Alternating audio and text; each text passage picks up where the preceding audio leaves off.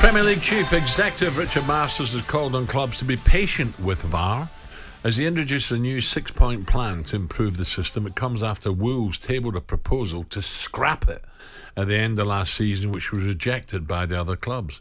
The plan will involve a new referee's call with a threshold for VAR to intervene will be higher. Oh dear. Officials will meanwhile be encouraged to act decisively if they do get sent to the screen to review a decision. So they've got to act decisively and to not keep looking at the same camera angles. I tell you what, just let me read this out for you quickly before we hear from Danny Mills, right? This is a new handball change. Right, we hear this. Now you tell me if you can make head or tail of this.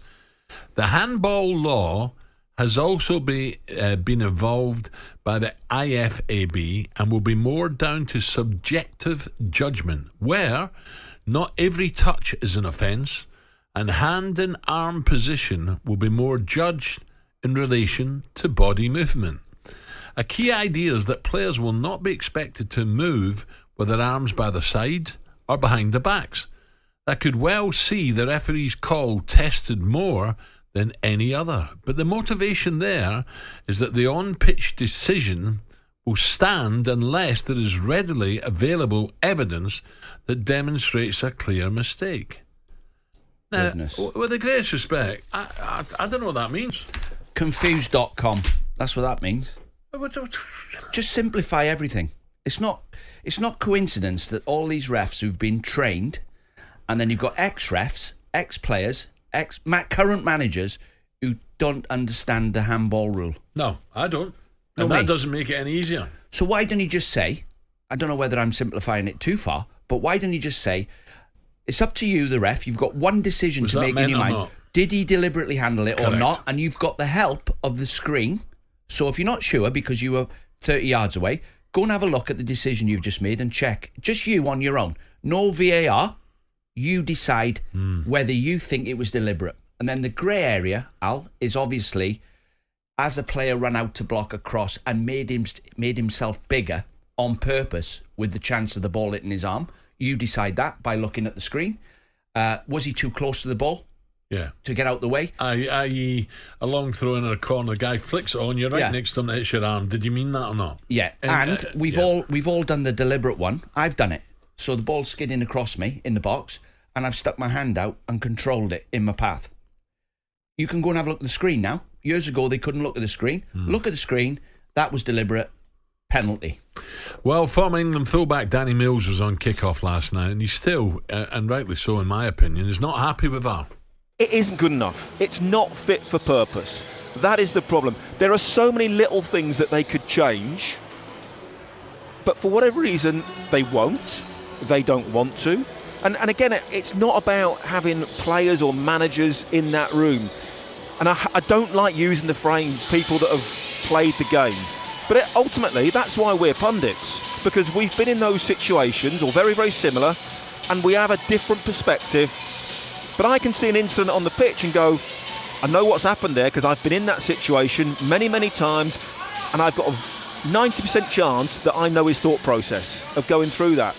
And that's why you need so-called experts, ex-players in that room to just say, ref, just think about this. Not to tell them the laws or the rules or whatever you want to call it, but just to give them a perspective of what the player was maybe thinking. Okay, Danny Mills join us now for more on this from ahead of the PGMOL. Keith Hackett. Keith, a very good morning. Morning, Keith. Good morning. Good morning. Well, Keith, where do we start? Do we start with handball or do we start with the new 6-point plan for VAR? Where do you want to start, mate? Well, I think it's a disaster, and this doesn't help. I mean, you've got the Premier League suppressing managers, players and the media from making negative comments about VAR. They've had 5 years, Alan, to get this right, and they're not improving. I haven't seen any improvement. I've read this 6-point plan. Improving the threshold for VAR intervention. From day one, when VAR was introduced, it said clear and obvious.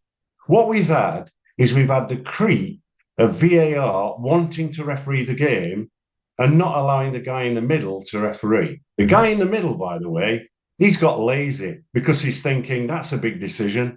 I'll wait for my guy in the VAR room at Stockley Park to intervene and tell me, and then I can get it right. Yeah.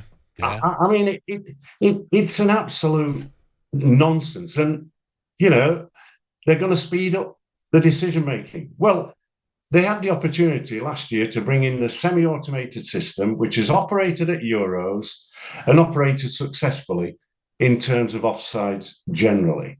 But we've got a piece of technology here that, in my opinion, is ruining the game. We're going from one year to the next with disaster. And when I say disaster, I'm talking about ultimately goals that should have been allowed chalked off, penalty kicks awarded and not awarded. And these are basic expectations that the referee would get it right. That is why he's a professional referee and is at the elite level. I mean, part of Howard's comment is they've got an education plan. Well, these guys have been at the game for more than 10 years as referees, and they now need to educate. As for these handball law, I'm telling you, I've practiced refereeing for over 50 years, and all we're getting is confusion. Because I've asked one or two referees, what does this mean? And I'm telling you, that I've got a blank stare from them and saying, well, I'm going to carry on as I carried on. I'm not Keith, going to introduce this. Can I ask you something? Yeah. If you refed a Sunday league game, right, on Sunday, would you be confident that you could get a handball decision correct if you had a screen at the side of the pitch to help you? Dean, I would expect to get a handball decision correct as I'm in the middle without the monitor on the pitch side. You have just explained it to your listeners how you would determine handball. And for me, I'm on the same page. It has to be deliberate. It has to have movement of the hand and arm to the ball. Let me judge whether, in fact, he's tried to stop the ball. And I shouldn't need a monitor to make that call. However, I've got the monitor and I'm in doubt about it. I'll have a look. I don't need the guy in the VAR room telling me how to referee. Correct. Yeah. And this is what's happening. I want to go out there, I want to concentrate on the game, and I want to do the best that's possible and get the decisions right. VAR has created lazy refereeing. It's an over-reliance of VAR, and it's ruining the game for fans. And they've done this survey. I listened to the rant on talkSPORT last night. At 349 is the survey. I've got a marketing background. 349 tests is insufficient to come up with the conclusions that fans like VAR, because I've got to find one. Yeah. Keith, I've got to leave it there, but I'm with you. Common sense again. And I think what you say is absolute common sense, and I think we're just making this tougher and tougher and tougher. And I agree totally, referees are lazy now. talkSPORT Breakfast with Alan Brazil. Thursday and Friday morning, 6 till 10. On AM, on DAB, via the talkSPORT app and on your smart speaker. talkSPORT.